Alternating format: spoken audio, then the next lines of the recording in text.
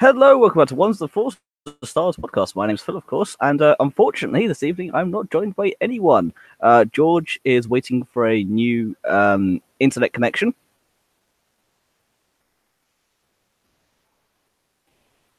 Yes, so George is waiting for a new internet connection, and unfortunately, Dave is ill, so I'm doing this by myself, which is a strange phenomenon. I am not used to this. However, I will take you through it, and I'm more than happy to go through all the news. We've actually got quite a bit of news. Tonight's show is, of course, the first show back after our winter break, and we have got quite a lot of news to go through with that. So apologies from the guys. They both say sorry. They both wish they could be here. George may pop in later on. He's going to try if his internet gets working. And of course, Dave just said does apologize for not being able to make it. So, without any further ado, let's just jump into the news. Excuse me, I had to give you a second. First bit of news we have is Billy D wins an award this year. Earlier this year, Billy D. Williams was honored at the Hollywood Legacy Award. Honored with the Hollywood Legacy Award at the American Black Film Festival Honors. He recently shared a video from the February ceremony from his longtime and co-star Harrison Ford. So saying I was touched. So this, of course, is coming out in December. He was saying I was touched by the tribute by my dear friend Harrison Ford, wrote Williams. He said, "How are you doing tonight? I hope you're having a good time. You deserve this, my friend." Ford's tribute video begins. "This is a very prestigious award. You won a lot of those, but I'm sure this one is special to you." Ford went on to list some of Williams' greatest attributes. So I just wanted to say how much working with you is a pleasure, a revelation. Your vision, precision, and your professionalism, what you brought to the character, the ideas you had, a pretty package, man. Beautiful. And of course, yes, all of our well wishes and congratulations to Billy D himself. Another award came out, so this is later in the year, of course. We just had, over here in the UK, we've had our New Year's list of honours. This list has been compiled, of course, by the Queen, gives out OBEs, knighthoods, CBEs, things like that. And Thandie Newton, who, of course, was in Solo, A Star Wars Story, has received an OBE. The New Year's honours list has been revealed, and the actress has received the award for her services to the film and to charity as well. So again, we wish everyone and everyone else congratulations for their award, but bringing that up as well. Next bit of news we have is the episode 9 crew gifts have started coming out. Now, with principal photography on episode 9 expected to wrap up next month, some people are already coming to an end of their work on the film. And with that, of course, being the holiday season, we get a few gifts show up, and as per usual. And of course, Dave is saying he's here in spirit, brother. Again, thank you, Dave. We do appreciate that. And I'm sorry that you're not here with us. Of course, I said Dave does apologize, but at least he is here ish. As I say, yes. So a few of the gifts have started coming out, and it's kind of interesting to see what they've put out there. Of course, you get the usual episode 9 jackets. So if anyone hasn't seen these before, they've done them for both episode 7 and episode 8, as well as Solo and for Rogue One. They just got the big black jacket with the logo on the side. But on this one, you also get a Bad Robot logo t-shirt, an additional t-shirt, and a couple of other little things as well. There's a note that goes with it saying, "Dear cast and crew of episode 9, there are no words to properly express our gratitude and amazement. Your work has been next level, spectacular, and you've done it all with kindness and respect. There are no words, but there are jackets." And that's from, of course, by Kathy, Michelle, and Callum. So Kathleen Kennedy, Michelle Ridgewin, and J.J. Abrams, of course, and Callum Green. Interesting enough, though, there's also a couple of little things in there. There is, so we just read it as post a picture up, and there is a couple of little vials that come with it. One of which has some really fine sand, which is apparently from a sacred place on a familiar planet, most probably Tatooine, where we had to see. And there's some beans that something to do with a Jedi Eater. No idea what the hell that is, but I'm sure we'll find out in episode 9. A Jedi Eater. Very interesting. Not sure what that's going to be, but yes, we will see.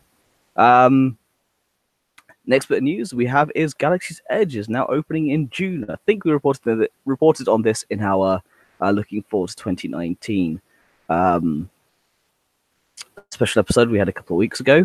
However, we've now got more details coming out of it. So WDW News Today directs attention to this article from Baron. Includes a quote from Disney's CEO Bob Iger, in which he states the doors to Galaxy's Edge will open in June. In the interview, he does say, however, um, the opening weekend will be based on the deluxe annual pass holder and Southern California annual pass holder blockout dates. So that's going to be most likely the June 21st to 23rd weekend, with a soft opening previews to occur over weekends throughout the month leading up to that opening. So we've now at least got some semblance of a proper release date. So you're looking at the weekend of June 21st to 23rd. And I know all of us are very much looking forward to that and looking to ways we can break our banks so that we can go. I particularly would love to go, but we shall see. We shall see, and see if I can rob a bank. That is. Again, something coming out later in the year from that is Disney Plus, and Disney Plus is coming up later in the year. It's coming out about October, we believe, at the moment. No defined date yet. However, it has been confirmed now there will be no new Star Wars movies to debut on there. All the movie content will have previously been released in theaters/cinemas. And again, that's what Bob Iger says. Almost every movie the studio makes is $100 million plus movie, and we're not looking to make movies at that level for the service. We wouldn't make a Star Wars movie for this platform, and that makes perfect sense. I mean, if you're going to put in the $300 million plus whatever it takes to make a Star Wars film, why would you release it on a streaming service? Yeah, you'd want a big release. You want it in the theaters. You want people to go and see it. And yeah, it is an event. If you release it on the streaming service, you are missing out on that event. And all of us here have gone to midnight screenings. We've gone to Del Bills. We've done a lot when it comes to these screenings. And to miss out on that, I think would be detrimental to the fans. So yeah, again, also being a Star Wars film, you want it on the big screen. You want it on that silver screen. You want it on a giant screen. You don't particularly wish to go, it's a brand new Star Wars film, here we go, and I'm going to sit and watch it on my iPad. It doesn't kind of have that same gravitas. So I'm grateful they're going to do that. However, though, they said he doesn't know how much the streaming service is going to cost. We haven't even decided that. We're going to charge for it. Although he has said that it's probably going to be priced below Netflix monthly rate, which is $11 a month in the US. So it's going to be competitively priced, which you would expect from Disney. They're going to want to try and steal the market share. So you're going to hit them when it hurts in the wallet, and the customers will pay for it. We were all going to plan on getting it anyway, but again, if it's going to be cheaper, then again, all for it. Although, again, speaking of Disney Plus, we actually have news coming out about the Cassian Andor production. Disney have not actually released any confirmed details, but Production Weekly reporting as yet the untitled series will start production in October. So it suggests we're most likely to see it sometime in 2020, which we all suspected anyway, considering they've got The Mandalorian launching this year, along with The Return of Clone Wars and Resistance Season 2. It wouldn't make much sense to put everything out at once, especially with The Mandalorian being the first live-action TV show. You've got to see what the reception is for that first. However, though, very much excited to see that. I loved what Diego Luna brought to the character in Rogue One. I'm very much looking forward to see what they will do going forward with that. However, bring it on. That's all I say. Bring it on. Starting production in October. In terms of Star Wars Celebration, we've got some Star Wars Celebration news coming up. There are apparently at the moment only Monday tickets left. The 5-day Star Wars extravaganza, known as Celebration Chicago, will be arriving in 100 days exactly from today.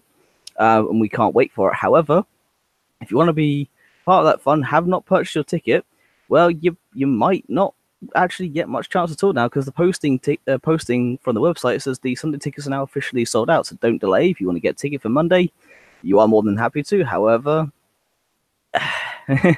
it's not surprising they've sold out. Again, we didn't have one last year. We're not sure if we're going to get one next year. We're not sure how it's going to work, especially with 9 wrapping up and the uncertainty of when the DB David Benioff trilogy will be coming out, when the Rian Johnson trilogy will be coming out. The unnamed solo project, again, not coming out yet. We were supposed to, of course, have the final anthology films, they were originally called, coming out the following year in 2020. Yes, again, Dave has put a good point, saying nothing happens on the last day. Disappointed by the closing panels. Yes, when we went in 2016, we had the Future Filmmakers panel, which they announced officially the casting for Alden Ehrenreich as Solo. And that was about it. There really wasn't much going on the last day. There's no real major panels. There's no really major events. Everything's just winding down. So yes, I mean you can still get a ticket for Monday. If your main objective is shopping, probably would be a good day. You get a lot of good deals, though a lot of things will be sold out by that point, especially a lot of the exclusives. But just be forewarned, there's not going to be much in the way of panels going on. However, though, we have had the first autograph guests announced. So the first one, pilot turned spy, Kazuda Ziono, and his brilliant mechanic friend Tam Riover, bringing a special sibling bond to the antics on Star Wars Resistance. And they're pleased to announce that this April, Christopher Sean and Susie McGrath, the voice actors behind the pair, will be coming to Celebration. We're also going to have Scott Lawrence, the voice behind Yeager. He's going to be there as well. And we're also having return alongside that. We're going to have James Arnold Taylor, the voice of Obi-Wan Kenobi in the Clone Wars. So he's been a long time integral part of the saga, giving voice to Stormtroopers, Aliens, Imperials, and more in the films. He's been in Force Awakens, Rogue One, Solo, and things like that. So it's good to have him back as also. But you're also going to be able to meet Janina Gavankar, who played Iden Versio in Star Wars Battlefront 2 in the disappointing yet at least entertaining story mode for Star Wars Battlefront 2. The unfortunately very predictable. We're going to have a story for the Imperials. No, she's going to turn to the Rebel side of things. On here, unfortunately, we like to bash EA for what they've done, but they brought it on themselves. I mean, they had great scope to have a storyline there that really focused on the Imperials, really gave you a different point of view that we never had before. That's what the billing was for it, and then very typically she kind of went over to the Rebels, and also very quickly and very kind of it was very anticlimactic, I must say. Again, we're going to have Matthew Wood as well, so he's going to be there as well. So Lucasfilm veteran who has worked on every Star Wars film. He's worked on the Clone Wars. He's worked on, he's voiced countless people like. Again, Dave putting there's not a One to the Force podcast without a good EA bash. This is very, very true, sadly. But yes, Matthew Wood being the last one there. So that's all 6 actors will be there to meet you, sign autographs, and share their joy in being part of the Star Wars galaxy. Yes, no, unfortunately, Dave, as David mentioned out, it's not a One to the Force podcast with a good EA bash or a good let's compare the autograph prices to Felicity Jones. We can't compare the prices yet as they haven't been released, but I'm sure at some point we will be making those comparisons, and our classic Ones the Force rant will be back. Might as well continue grinding on through. There's a lot of news to get through this evening. We recently had the BAFTA nominees come out, so the British Academy Film Awards. So the British Academy for Film and Television. So they have brought out their awards, and it's not surprising that some Star Wars actors feature in the nominations for their other work. It's disappointing that Solo: A Star Wars Story was not nominated in any category. However, it's not really surprising. But we have had Adam Driver and Richard E. Grant are both nominated in Best Supporting Actor category. Adam Driver, of course, being on Black Klansman, and Richard E. Grant being Can You Ever Forget Me? Hopefully, one of the two will win. Most likely, Adam Driver for his work on Black Klansman. And congratulations to ILM, who are nominated for 3 films in the Effects category. Unfortunately, though, I don't have the listing for that. We have news on Star Wars Resistance. It has been picked up for a second season. Sorry, excuse me a second. It's thirsty work having to get through all the news by yourself. Dave, why aren't you well? And George, why can't you have internet? Damn it, people. Anyway, what was I saying? Yes, so Resistance Season 2. So Disney's ordered a second season of the animated series for a full 2019 premiere. So at the same time, we'll have Clone Wars and Mandalorian. So it's going to be a very busy time for Star Wars television shows. It was also revealed in advance of the return of the show on the Sundays. This is just before the weekend. That there was a mid-season trailer drop as well. So we got a sneak preview of what's coming up in the remainder of Season 1. And it does look like it gets a bit darker. I mean, when we had Series 1 of Rebels premiere, the very first half was very Disney, very kind of family friendly, very light. And then throughout the series, it got darker and darker and darker. And this looks like Resistance will be taking a similar turn, especially when in the trailer you do see the speech that General Hux makes during episode 7. So we now can see that this particular show, this particular season, which was announced to be set 6 months before episode 7, will conclude at least during episode 7/episode 8. So you're going to have a bit of crossover and a bit more background to what's going on there, which I was surprised they're going to put in there. I didn't realize they were going to go that far into the events of episode 7. I mean, of course, that speech is for me, one of the better parts of the film. I love the film on the whole. I think it's one of the better ones they've done so far in the Disney era. And that speech is a fantastic piece from that film. And to see them go up to that point, and perhaps beyond that point, will be very interesting to see what they do. The trailer itself does look very, very cool.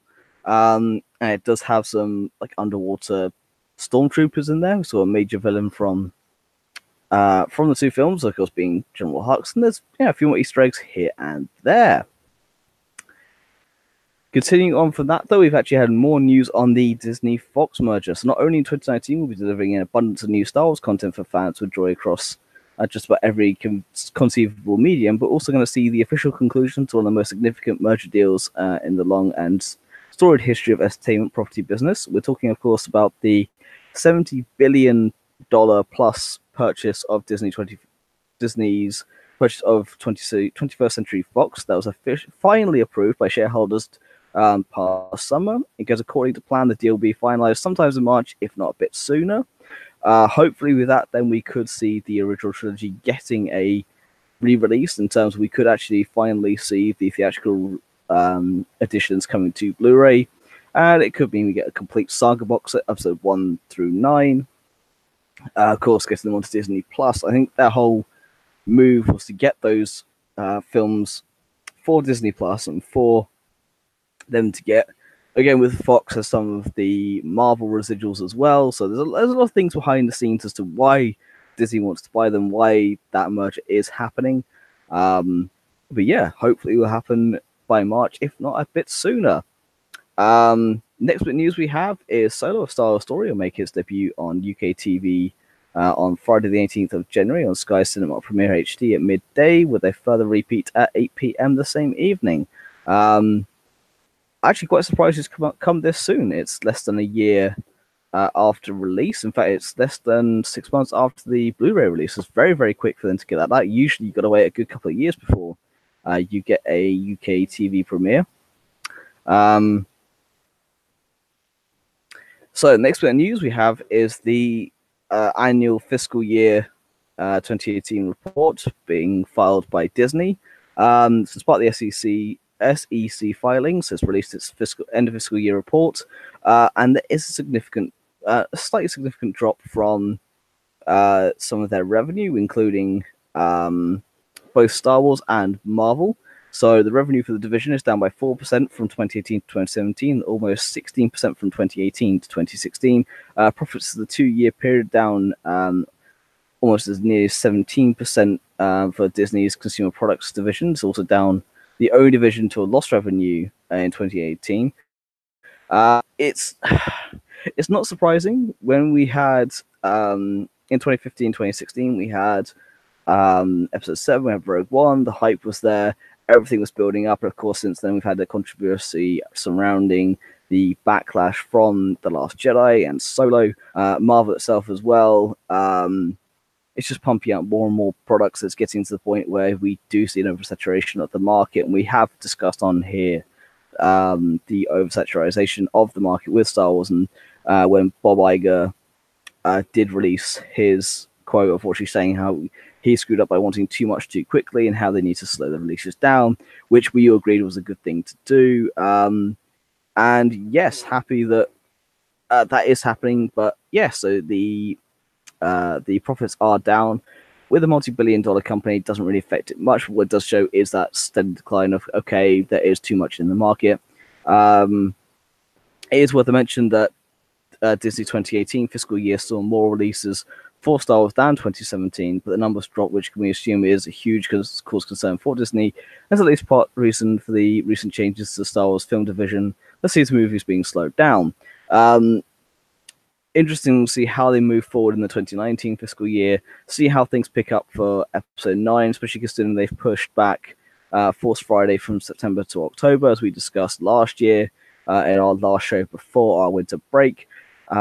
Seeing how there could be a continuation instead of there being the pick up, then decline, then pick up again for the marketing. If you put in October, you have that steady decline for October, November, December. Everything's in time for Christmas. There's no lull in between the end of October, beginning of November, so you don't have a good 3 or 4 weeks where everything's on the decline. You got to build the hype up again this time round. So yes, it'll be interesting to see how it does the next year, but we can only wait until this time next year to find out. Again, sorry, excuse me. We've had Adam Driver speak to Deadline.com about his role on Star Wars throughout the last 6 years. The question being, this year you'll complete your Star Wars trilogy with episode 9. Has it felt like a marathon journey after all these years? And Driver went on to say, it's been my second time doing something where it's lasted 6 years. I think with Star Wars, well, it's 6 years that I've known about it or been working on it. I've had this experience once with Girls, which was a TV show he did over in the US, where it was 6 or 7 years from the moment we shot the pilot to the very last thing. Since I've been working on Star Wars, it meant what I'm used to. Yeah, in a way, it's where you do other things and you go back to see your friends. It's always good to go back to those groups. With Girls, there wasn't really an end in sight, so it was fun to develop it as it went and to think where it was all going. With Star Wars, I had one piece of information where it was all going, and that's where it's been in my head for a long time. And things are building towards it. It feels very theatrical, if anything, because in the plays that I've done, a 6-month run, on the very last day, you finally feel like, oh, now I have a better understanding of what it is that I want to do. I wish that we could do this all over again, working on play. The questions you can ask yourself are infinite. That's what's torturous about films sometimes. You only have the one shot to get it right, and you can do a lot of takes, but we're not all going to get it back together again. And you can do this, a second time over. But for something you're doing for over 6 years, you still have a chance to go back and make something that's a bit more articulated. I'm just very interested about the piece there where he says how he's had one bit of information he's held on for 6 years. So, of course, when you had that original table read, when you had JJ sit down with him, when he's had his interviews, is obviously there's been a piece of information of where his character is going to go over those 3 films. And so he knows where the ending's going to be. And of course, we don't. We'll find out on December 20th at the end of this year when episode 9, of course, debuts. But very interesting that, of course, he knows his arc, much like Mark Hamill was the only one told that Vader was his father in Empire. We may see some sort of secret come out for Driver's character, Kylo Ren / Ben Solo, in episode 9. So very interested to see what's going on, what could happen. Again, anything related to Rey, anything to do with his character, anything at all we can find out, we will report for you. But just very interested to see where it is going. Again, this is where I would like my co-host to chime in. Davey, if you're on the comments, if you've got any point to chime in at any point, just let me know. But yes, very interested to see what is going on with his character. It's cool to see him speak out about his experience on the Star Wars franchise. And of course, productions, we said, is expected to wrap up in the next month or so. That's on principal photography. You will, of course, have reshoots down the line as they go back and tie things up. And then we expect the theatrical release to be on December 20th at the end of this year. Still no word for an official trailer debut yet, but we're all thinking Star Wars Celebration. I had an inkling for the Super Bowl, but I don't think so at this point, because that's being the first weekend of February. Dave has put in a comment saying it's the redemption of Kylo. Again, it could be. I believe that is a distinct possibility, especially if you go back to episode 7, you see his conflict and what he says about the pull to the light. Maybe Rey does finally pull him to the light and everything does get brought together. Or maybe he turns out to just take over everything. Again, we The last we saw of him in episode 8 was him taking over the First Order completely. There is no Snoke, there is only Ren and Hux. Very interested to see where that goes, but yes, it could be the redemption of Kylo. I would be very much interested to see if that is the way they take it, and if so, what happens to the First Order as well. Again, sorry, excuse me, apparently my chair is squeaking quite a lot, and I do apologize, but hopefully my microphone isn't picking that up. We have some Amy Ratcliffe news going on here. Now, if you don't know who Amy Ratcliffe is, she is a writer. She contributes to various outlets, including Nerdist, IGN, and Star Wars Insider. She also hosted a bunch of panels over the years at quite a few Star Wars celebrations, so you will know the name. She's hosted quite a lot of panels. She's also helped host lots of Star Wars events, like premieres, things like that. So she is a familiar face around the Star Wars circuit. And after the success of her book, Star Wars Women of the Galaxy, by Chronicle Books, they've announced a release of a postcard set encompassing all 100 illustrations from the book. Apparently, the sound is great. Haven't heard a squeak at all. That's all right, that means I can go back to leaning back in my chair. But yes, so all 100 illustrations from the book are coming out, so featuring Leia Organa, Rey, Phasma, and dozens of other characters from across the galaxy of films, books, comics, and animation, as well as the games. The dramatically and dynamically illustrated cards celebrate the fascinating female characters of Star Wars. Perfect to keep, send, or share. I think if you would get it, you wouldn't really post them. You would actually keep them all nice and shiny. But she's also seen to be finally immortalized in Star Wars canon with a character that looks to be dedicated to her appearing in one of this week's comics from Marvel, being Age of Republic Obi-Wan, which released on January 2nd, 2019. So Jodie Hauser has a character that appears in that called Clatreif, which is an anagram of Clatrif. Ratcliffe, is a female Togruta archaeologist who leads an excavation on the mid-rim planet of Delanor and discovers a Jedi holocron. So the character looks to be a nod to Amy's passion connection to all things Ahsoka Tano. She did actually host the Ahsoka Tano panel when we went to Star Celebration. And Dave, you went to that panel, I didn't. And according to her response from Twitter, she's very humbled by the gesture. And yes, it is good to see her immortalized in canon. Yeah, she's been around the franchise for many years now, hosting a celebration a bunch of times. She's very close to Ashley Eckstein and the character of Ahsoka Tano, so it's good to see her be immortalized in canon finally. Another picture we've had come up was released today by John Boyega. So today or yesterday, I think it was.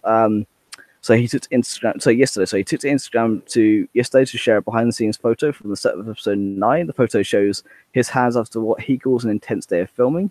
He teases something visually crazy, and we can't wait to see what happens and see what he means. There's only 337 days left to find out. So very interested to see where that goes. But the picture is nondescript. There's no, you're not breaking any NDAs by showing it. It's just a picture of his hands. But apparently, they're all covered in dust. He's bleeding. It does look very intense just from a picture of his hands. So yes, wait to see what happens there. We've had a tease for Rise of the Resistance, so that's the kind of the Falcon ride that you get. No, that's Flight of the Millennium Falcon. Sorry, this is the other part of the new attractions for Star Wars Galaxy's Edge. The operations of the Millennium Falcon's Rise, the other one. That's the one I was thinking of. So yes, if you don't want to know any more, then we kind of suggest that you kind of skip this point, or at least, again, Dave put a whoop on the countdown to Christmas there. Yes, again, it is the countdown to Christmas, 337 days until Star Wars, though. That's the more exciting point there. So yes, if you don't wish to know anything about Rise of Resistance, we suggest that you just kind of either pause. If you're listening live, thank you for joining us live. Just kind of mute us here. If you want to skip later on to the show, if you're listening to us back on Podbean, Stitcher, on Spotify, on iTunes, or if you're listening back to this on YouTube later on, just skip forward a bit. So I'll give you ample opportunity to skip forward now. For those of you who haven't skipped forward, or if you can't be bothered to skip forward, or if you don't really know what Rise of the Resistance is, well, hey, continuing on here. So Rise of the Resistance is this new attraction they're going to have at Star Wars Galaxy's Edge. So guests will aboard the ship, this Resistance transporter, and unbeknownst to them, will be spun 180 degrees inside. This spinning will allow the room to both load and unload guests at the same time. Large screens combined with music and sound effects will simulate the guests are taking off from Batu, which is of course, the fake planet they're on, into space. While on their way throughout the galaxy, the ship will be captured by the First Order. This will force the ship to land inside a First Order Star Destroyer after being trapped beamed there.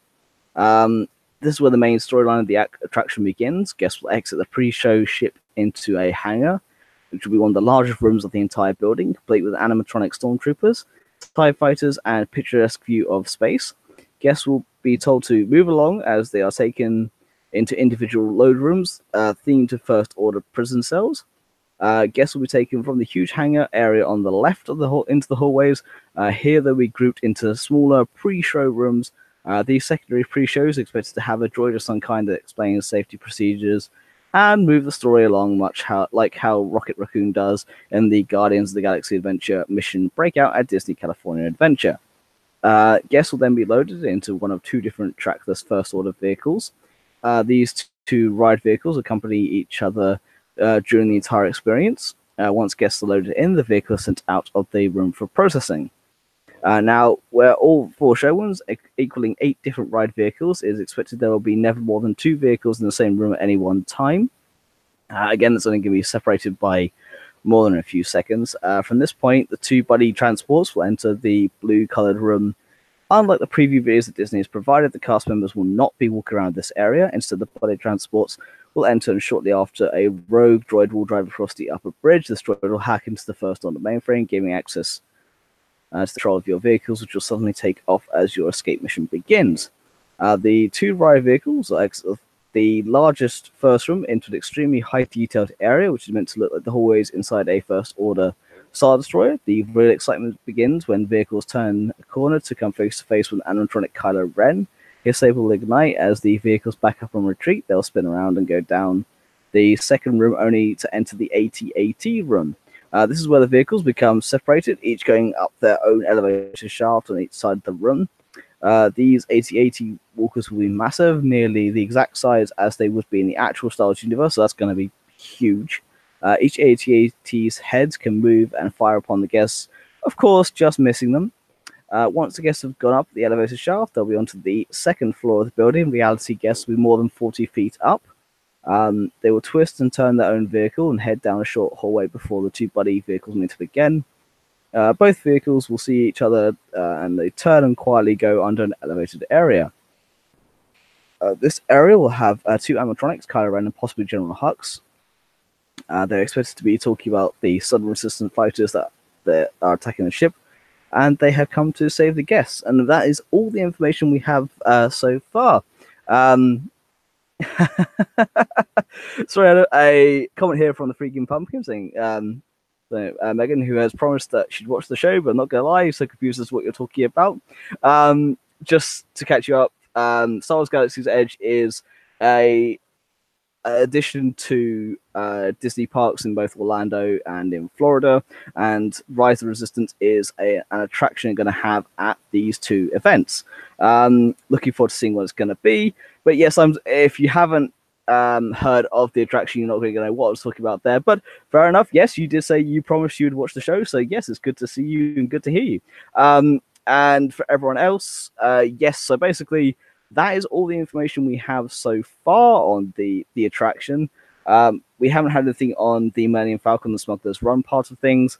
All we know, as I said, at the moment is that it will be opening in June in Disney World in Anaheim, and then later on in Florida, probably in the October time.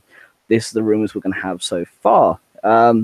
Again, sorry, so I'm going to take a drink. It's exhausting work doing it by myself. Again, if Dave was here, he would be commenting, and I would be able to bounce things off of him. And George still may be joining us later, but we'll see how that goes.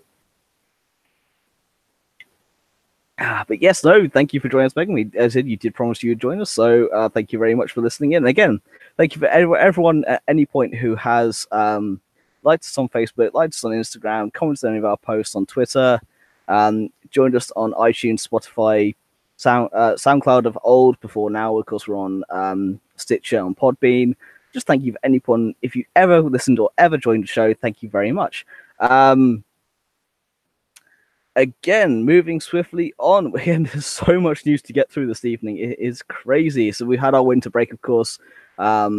we all took time to see our families over Christmas, and we've now joined this new year, and there's been a whole bunch of news released. So again, cranking through it as much as I can.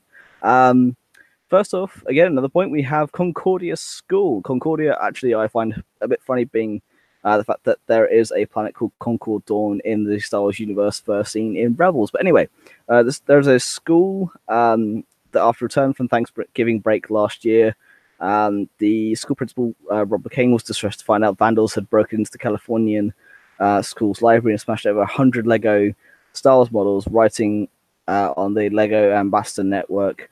They unfortunately describe the story of how members from the I don't actually know the anagrams for at least, but the 501st Legion were there along with a bunch of Star Wars Lego groups and fan groups that come together to help the justice and help bring kind of bring things back to how it should be. So we had several weeks ago the librarian Gina Bassett came to Concordia Elementary School to find the school Star Wars Lego collection which had been displayed there, had been vandalized, they've been broken into, and everything been smashed to pieces. Although yes, you can reassemble Lego. It's when that happens and when everything's broken, it is very difficult. And of course, the children were quite dismayed, and the US Lego fan club, along with the 501st, donated a bunch of new sets to the school. And the Costuming Club for the 501st, the Lego Builders Club, and a bunch of other people came together, and they assorted a mass between 25 and 35 sets, including donating one of the new UCS Lego Millennium Falcons. So very kind of them to do so. And of course, they've also been donated a Lego Star Wars VIP card. They were getting things in the future. So just a good props to to the 501st, bad guys doing good, and to the Lego group there. Again, when things like that happen, it is sad, especially when it's for children. It's kind of it's frustrating and it's kind of sad. It's not a victimless crime, of course. You are affecting young children's lives there, and it's sad. I mean, what brings someone to break into a school and to smash up Lego, to smash up children's toys? I mean, I don't understand it, but unfortunately there are people out there who feel the need to do so. But luckily there are people out there like the 501st and Lego group who are there to say no to all this and to help the little guy out and to bring some balance to the universe there. So yeah, I'm kind of happy for them that they did that. Star Wars Fan Fun Day takes place on May the 6th up at Burnley Football Club, and the next guest announcement for that has arrived, being Michelle Culver and Sean Phillips. Is Mary Ovaya, again, try and pronounce it there. I do apologize. Oh yeah, that's it. Played Jedi Master Luminar Unduli in Star Wars Attack of the Clones, and this marks her first time signing in the UK. I may actually pop up for that. I'm not going to lie, I have looked into the guests, they do look quite cool, and to have Jedi Master Luminar Unduli would be quite a nice thing to add to the collection. Again, more con news is Empire Con. Now, Empire Con is something we've commented on here before. It's happening in LA. It's happening between the 6th and 8th of December 2019. We did it's been run by Showmasters. Of course, Reed Pop do Star Wars Celebration. So Showmasters does LFCC over here, so London Film and Comic Con. Which I haven't been to, but I do want to go to at some point. I have done the MCM Comic Con circuit, but I haven't done London Film and Comic Con. I'd like to do that at some point. But yes, so at the Marriott at LAX on the 6th to the 8th, and they finally announced their first number of guests. And I don't really know many of them. So you got Tim Donaldson, who was a Jawa in episode 4. He's with Sassoon apparently. Andrea Wickerman Miller, who was again a Jawa in episode 4. Steve Gadd, collecting track guest, and he's the principal authenticator for autographs on porn stars. Again, don't really know why he's there. Craig Miller, Lucasfilm publicist. Kim Falkenberg, who was a Duros during the Cantina scene. Penny McAfee, again, another Jawa. He's a Cantina band member. Deveronian and Princess Leia's hand double for A New Hope. Daniel Logan, there's one we do know, of course, young Boba Fett from episode 2. The voice of Boba Fett in the Clone Wars. He's there on Saturday and Sunday. Colin Skeeping, stunt double for Mark Hamill in episodes 4, 5, and 6 will be there for all 3 days as well. So it's not particularly a stellar lineup so far. The only one they have any interest at the moment is Daniel Logan. Again, I don't know why this authenticator from Pawn Stars is going to be there, but hey ho, we did say we will see what the guests will bring. It is kind of it's interesting being also being so close to episode 9's release to see who they're going to be able to get. It's good again in the Star Wars Con, but interesting to see how Showmasters are, considering as I said that Reed Pop has the main rights and helps organize Star Wars Celebration. To see any major guests go over there will be very interesting indeed. And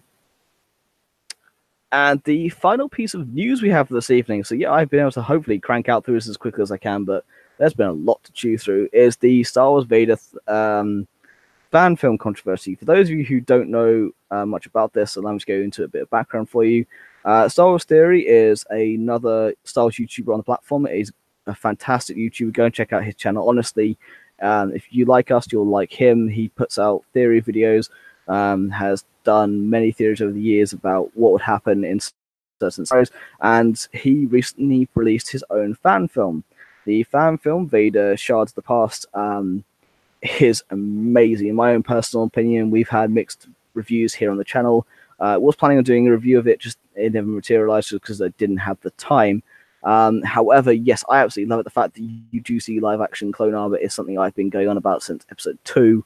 And to see it just, yes, all of the yes. It's got some good points, it's got some bad points. I mean, the Emperor, the voice could have been slightly better and the actor could have been slightly better, but hey ho. On the whole, I thought it was a fantastic film. Can't wait for him to see episode 2. The ruling behind fan films from Disney is you can do what you like, but you can't make any money off of it, which is, it's a fair request. And he did go to them about saying, could he crowdfund it, not had to put any of his money into it, but they could make money, off of it. They said no, but they said, we give you a blessing, you go ahead and make it. And he went ahead and released it. And unfortunately, Warner Chappell had filed a claim of copyright over the music used in the fan film, owed apparent use of a few bars of the Imperial March, despite the use of a composer. The film has now been monetized and all money is going to them, not even to Lucasfilm, with a threat that if he appeals the claim, the channel would face a strike and could even be deleted from YouTube, and the video would be taken as well. Now, where people are getting slightly confused is Warner Chappell and Disney Music Group have an agreement between them over the use of copyrighted music, so both have an extended agreement to use each other's catalogs. But the money itself is going to the Warner Chappell Group, which isn't actually a Disney company. Which is something people have kind of missed here. It's not even going to Disney, it's going to Lucasfilm, it's going to Warner Brothers. So it is something people have kind of missed on the front there. Everyone's attacking Disney at the moment, again, which doesn't seem like a good move on Disney's part. They really need to sort out something here, or else it could be a big backlash, because the film itself has over 4 million views so far and accumulated 1 million views over the first 24 hours alone. It really is insane how many views it got and how good it is. And the backlash has been quite wide throughout the community, because it is a community-based film. It's for the fans, by the fans, and it's when something's done by the fans, for the fans, when the corporate overlords mess with it, you're kind of messing with the fan base, and that's something that really shouldn't happen. So hopefully that situation will be resolved, and hopefully he won't have to have this strike against him. Hopefully he won't have to do anything again. He won't have to have the video taken down. We just hope the situation gets resolved all nice and fair. But he did make a fair point in his own reaction video, saying, why aren't you going after the reaction videos from the films themselves? Again, there's people that have literally the entire film online and they're just reacting to it and making money off of that, whereas he's not making money off of his film. So there is a fair, legitimate claim to copyright there, but that is a situation we're not going to really get into. But yes, that is the end of the news. And that's taken us nearly an hour just to get through the news itself. There's been a hell of a lot to chew through. But we're nearly at the end, folks. So don't worry, we're getting there. You don't have to listen to my voice anymore.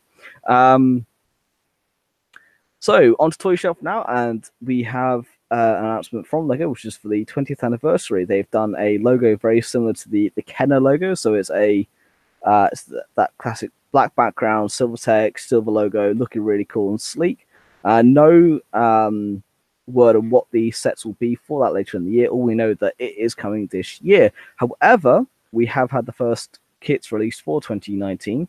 So in the Star Wars 4 Plus range, with the X-Wing Starfighter Trench Run, the you got a turret with some distributors in that, 2 minifigures of Luke in his X-Wing suit and a Stormtrooper, which is apparently a new helmet design. You got an R2D2 as well. That's been quite cool. You got the TIE Fighter attack. You've got again TIE Fighter 2 minifigures. You've got Rebel A-Wing Starfighter kit coming out as well. For the Microfighter Series 6, you've got Naboo Starfighter, Sith Infiltrator. You've got the Escape Pod versus Dewback mini fighters and the Escape Pod as well. That's going to be quite cool. The new Star Wars Battle Pack. So you've got the Elite Praetorian Guard Battle Pack. You have the Inferno Squad Battle Pack, which I know Robin's been struggling to get his hands on here. That's it for the Battle Packs. You have the standard sets. You got the Death Star Escape. You've got the Droid Gunship, and you have the AT-AP Walker. So again, those are your larger standard size sets. So they've got a lot of cool stuff in that. I'm not going to go through all the details of every single one. That'll take me far too long. But yes, it's good to see the new releases for that. The next bit we have is General Grievous is available for pre-order now. So the fans can now pre-order the new Black Series 6-inch General Grievous figure from the new Black Series XL line. The Grievous figure was first revealed during the Hasbro desk side press event that took place at New York Comic Con last year, and then I actually saw the figure in person at MCM Comic Con in October, and it is a beautiful figure and will make an excellent addition to my collection. So you can now pre-order it from different retailers. I can't remember who does it in the UK. Dave did say at some point. So if Dave, if you're still listening, if you can post it just down below in the comments, I will mention it out for everyone. I couldn't find it myself, but I know that we did. It may have been George that put it up. I know we have actually had it over here in the UK. It might be A1, might be Kapow. I can't remember which one it is. It might be someone different.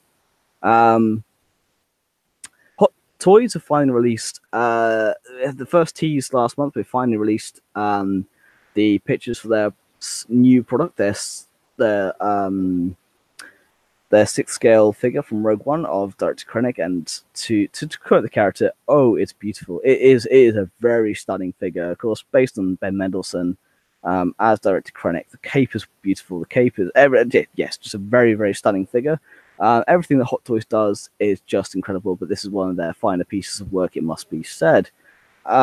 Nothing on Star-Lord this week. We have no new books coming out. There is no new. We just have the comics cranking out. You've still got Age of Republic coming out with Mace Windu and General Grievous, I think it is, this week that are coming out. So again, they're just getting to the end of that run. We've had the first images released for Age of Rebellion, which is Darth Vader and Leia. Those got released a couple hours ago. They look very, very cool. I'll try and get pictures of those up on our social media. Again, excuse me a second. See, this is the thing. Usually I have my co-host to help me kind of break things up and I can take a drink in between it. But yeah, here I am doing it all by myself. Oh, how sad. Oh, well, I'll survive. Excuse me there. I do apologize for that. Unfortunately, again, more bad news coming out of EA. So yes, as we said earlier, it wouldn't be a Ones of the Force podcast without a good EA bash. And this time, it is a doozy. So EA has cancelled the open world Star Wars game they were working on. We first had a teaser for that back in Celebration 2016, I think it was. Maybe no, it wasn't. It was 2017, which was literally just a preview where you had a character walk out and you just saw some TIE fighters go overhead. And it was coming later.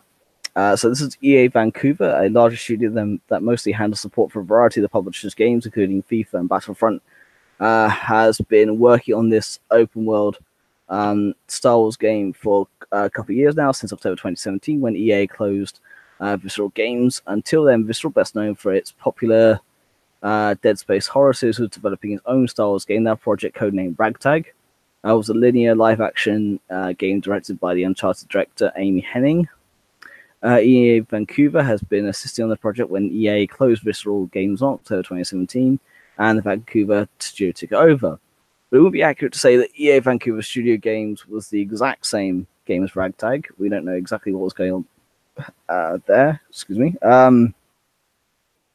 Yes, of course. Yes, David. EA. Yes, the EA bashing is coming. Sadly, EA not shown any the EA Vancouver's open world series game publicly. So apart from that little teaser, apart from when it announced the Visceral's demise, become clear to deliver an experience players will want to come back to and enjoy for a long time. We needed to pivot the design. The company said. A development team from EA across EA Studios will take over development of this game, led by a team of EA Vancouver that has already been working on the project. In June 2018, EA announced that it had expanded its Motive Studio, previously a single office in Montreal, to help assist on the project. On October 22nd, 2018, EA announced that it had installed executive Samantha Brien to oversee Motive. Subsequently, Raymond left the company. So it's not clear why EA Vancouver's next few games will be, or what they will be. We've heard it might be a different Star Wars project named Respawn, the Los Angeles-based. Respawn, the Los Angeles-based studio responsible for Titan Tools, also making a Star Wars game called Jedi Fallen Order, which is one which we are actually quite excited for, which is scheduled for fall 2019. However, it's EA dropping the ball again. It's an open world project that we were excited to see coming, and they have just cancelled it again. EA, as we all know, has mishandled the Star Wars license, shall we say. They've recently cancelled Force Arena, which I wasn't a huge fan of at the same time. I know had quite a few players. We had a few people comment on our Facebook page how they were sad to see it go. George, we know, played that quite regularly. I've always been more of a Galaxy of Heroes fan myself, but to cancel the open world game after the events of Battlefront 2 has just been... It's one pitfall after another. I mean, it's sad because George's been playing Battlefront 2 a lot recently, so he's finally ironed out all the kinks. They finally got it perfect. The problem is the word there is finally. They've taken this long to get it working, and it's just, again, EA dropping the ball here. They've been given the golden goose that will lay them eggs that they'll make them money. And it is a license to print money, and they have just mishandled that license and mishandled the fans. The fans are not happy with how they treated Battlefront 2, and now to see them cancel the open world game, to see them cancel anything else is just going to be abysmal. And it is one of those things where we go, EA, we think that you should have the license taken away. Genuinely, at this point in time, you're just mishandling the fans, and you're mishandling everything in general, and you're just not treating it well. And that is the end of the gaming news there. Last thing we've got is Resistance Rewind. Of course, Resistance returned to our screens on January 13th, so last Sunday. Apologies there, I seem to knock my microphone. So yes, returns again along with the news that's going to be returning for season 2, and of course we had the mid-season trailer, but we now have the first episode back entitled Bebo.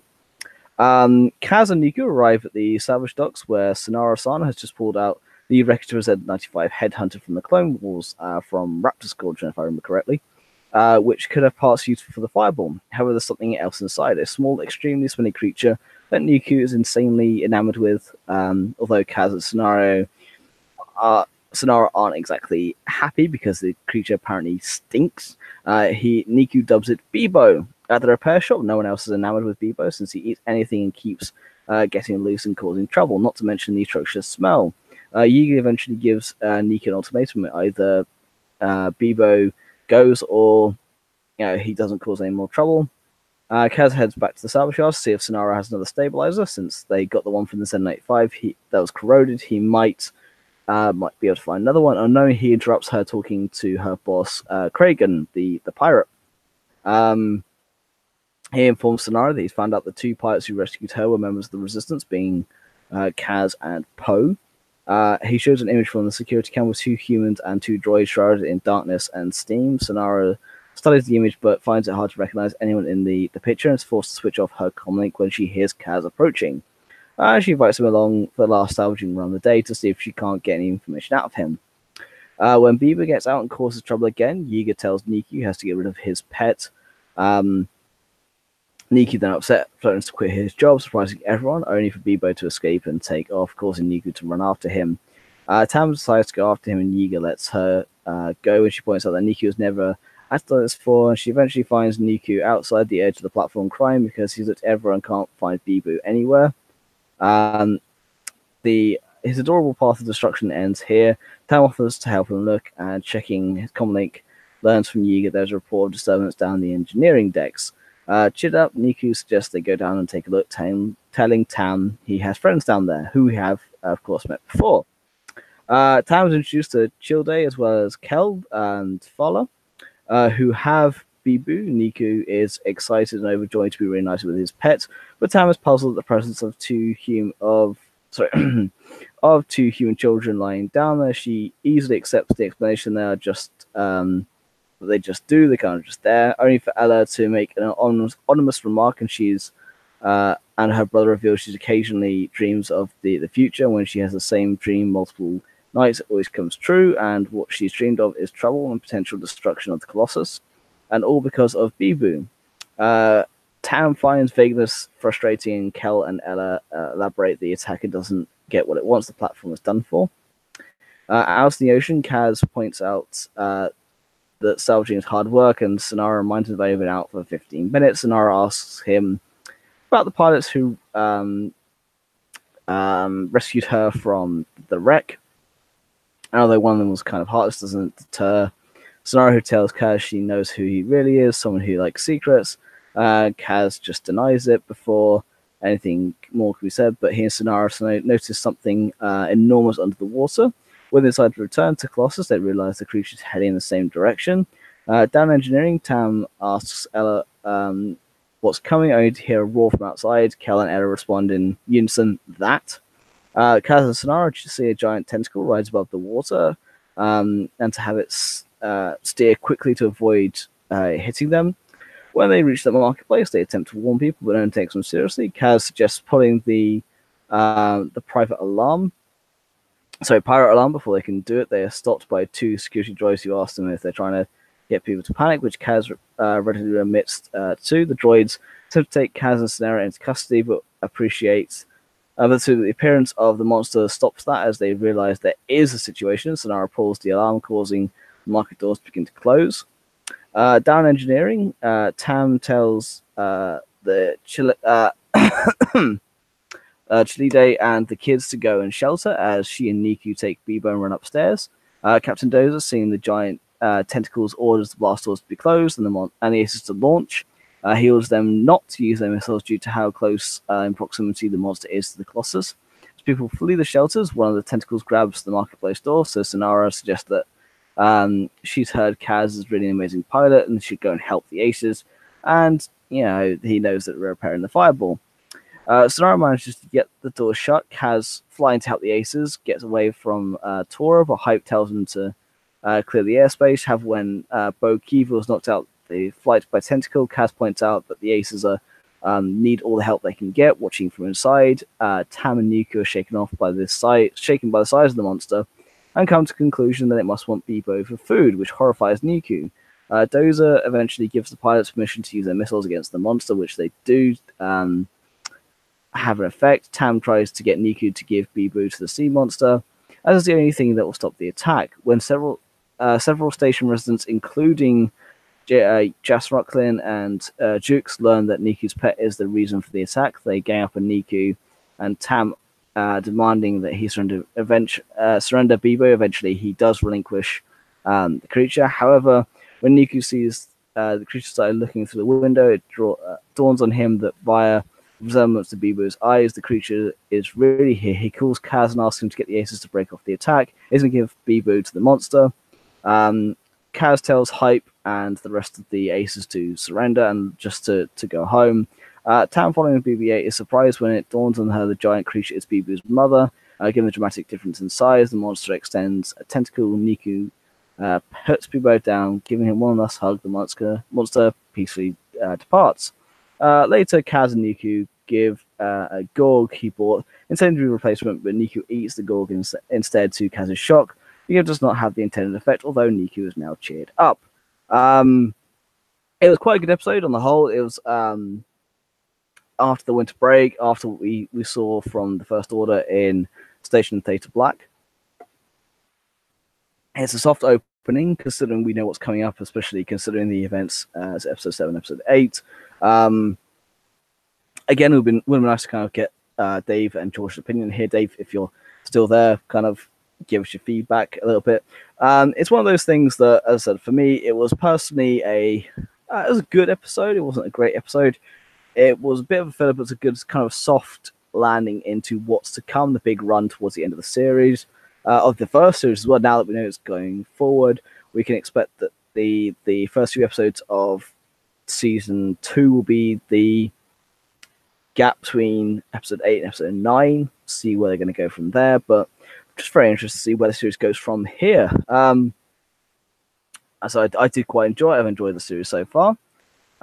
Again, Dave has put that, unfortunately, for a filler for me, but there's much better to come. Yes, I do agree. There's much better to come from the series. It was a bit filler, but at the same time, when you have that winter break, you have a soft relaunch, as it were, into the second half of the series, you do generally get a bit of a filler episode, unless you've got a cliffhanger, which it wasn't really a cliffhanger from the first half. And again, it's building up to what is to come. But I am very excited to see where the series is going to go. Usually at this point in time, we'd have a Cantina talk, but there's just me. There is no Cantina talk this evening. I'm not going to talk to myself. I've been talking by myself for the past hour and a bit, and I have massively just tried to get through all the news we've had this evening. And I think out there you've heard enough of my voice as is, especially considering it's only my voice you're hearing this evening. Although I'm hoping that my microphone now being fixed has given you at least a better sound quality than we've had in the past few episodes, where I've tried to get everything working better, because of course Dave's got his professional microphone, George had his, and my professional microphone died, so I had to sort something out, and eventually now I've got this, and hopefully it's done better. Dave has, of course, done great. Thank you very much. Good to hear from you, Dave, and thank you for joining in and providing the commentary best you can. I hope you feel better soon. As for the rest of you, thank you very much for watching. Thank you very much for listening. Thank you, Megan, for commenting. Thank you, just everyone in general, of course, for the new likes we had on Facebook this week, new followers on Twitter. We've had actually quite a few new followers on Twitter this week. So yes, as per usual, don't forget to like, share, and subscribe. You can find us on Facebook, Instagram, and Twitter. You can also find us on YouTube by searching One to the Force of Stars podcast. You can also find us, the audio version, which will be up half an hour after this show goes live, on Podbean, Stitcher, iTunes, and Spotify. Just thank you very much for listening. Thank you very much for joining this evening. We've been Ones of the Force. May the force of others be with you. Good night.